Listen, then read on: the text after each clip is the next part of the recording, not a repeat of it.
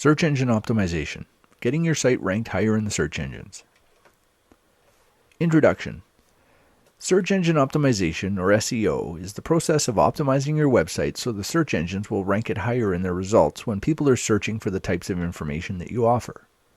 In other words, making your website appear to be more relevant for the topic than all your competitors' sites, at least in the eyes of the search engines.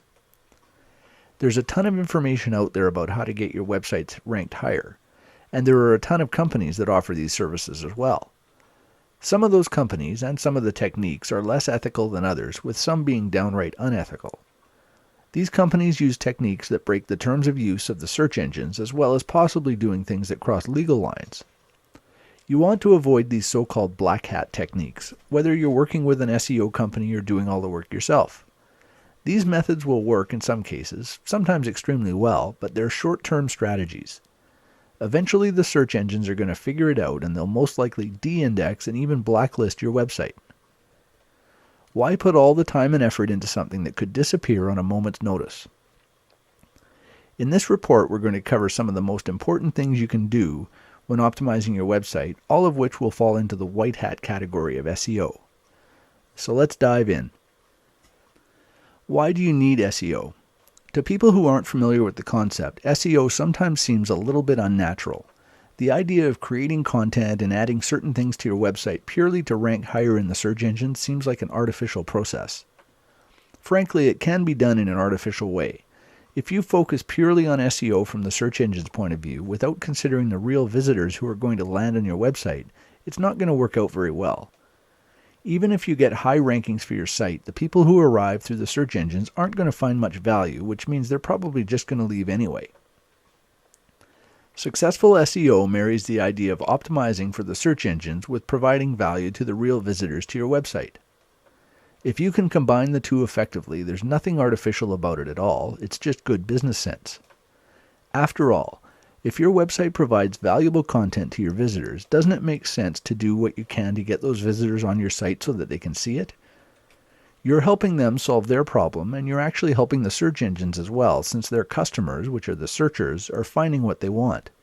That means they'll use that search engine again, since it obviously provides good results. And naturally, you win as well, since some of those visitors to your site will take whatever action it is you want them to take, clicking on an ad, opting into your email list, buying your product, etc. On-site versus off-site SEO. There are two main components to effective search engine optimization, on-site and off-site. On-site SEO includes everything you do on your own site to improve its optimization, using keywords in your content, having a good keyword density, optimizing your HTML tags, links within your own site.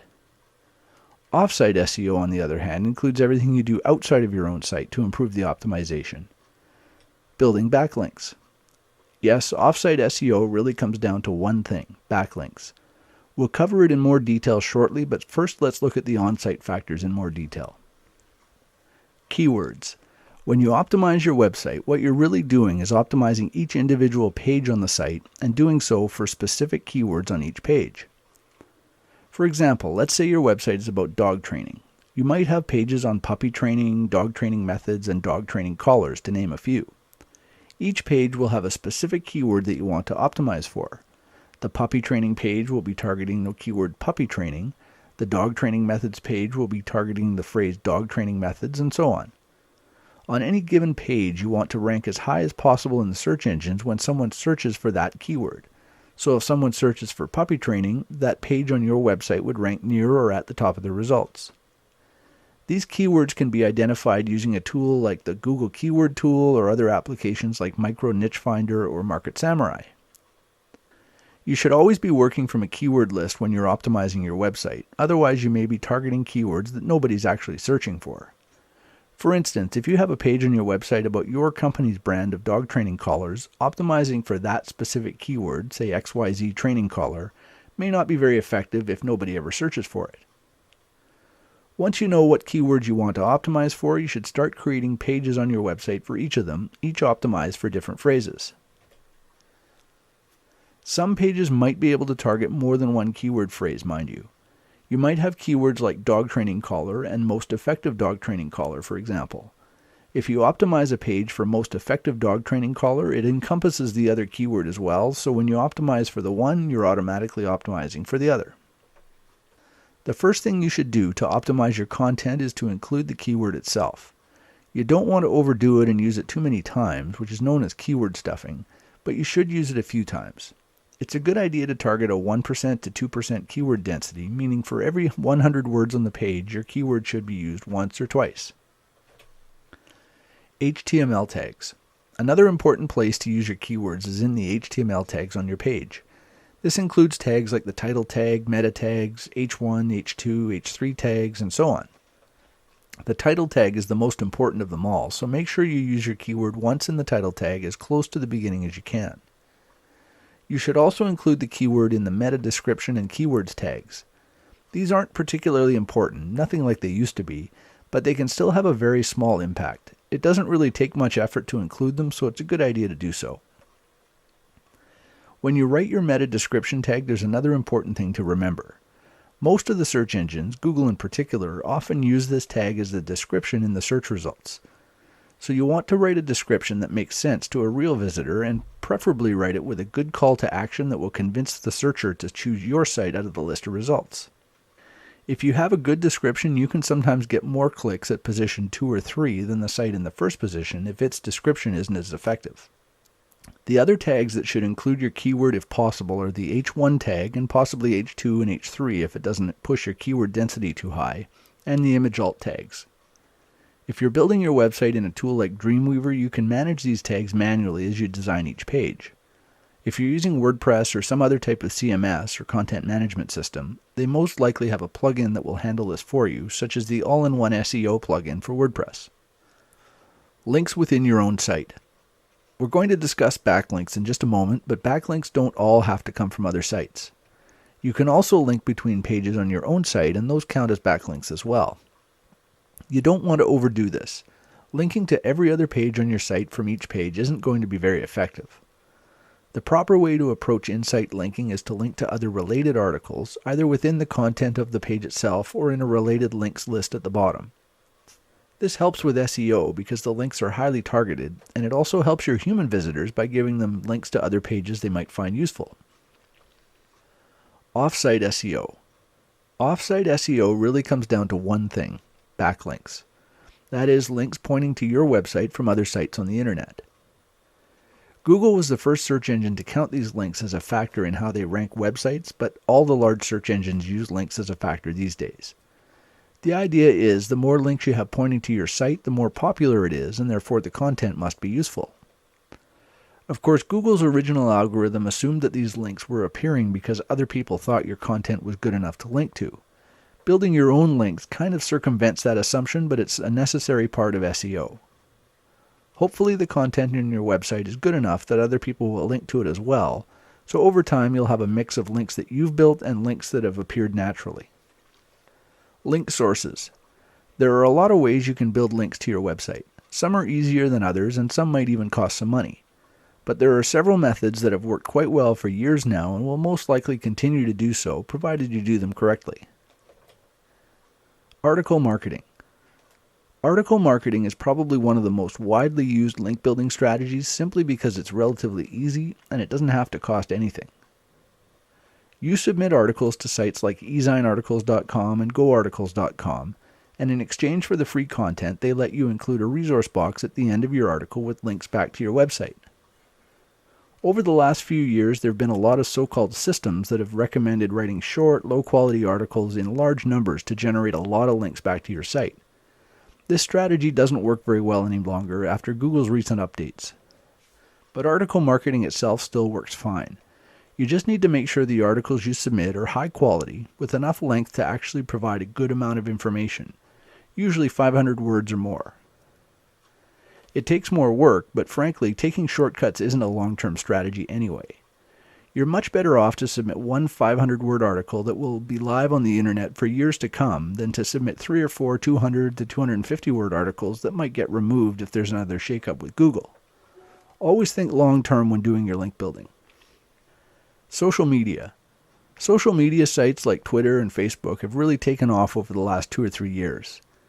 These have become powerful sources of backlinks, particularly if a lot of people are talking about your site and linking to it.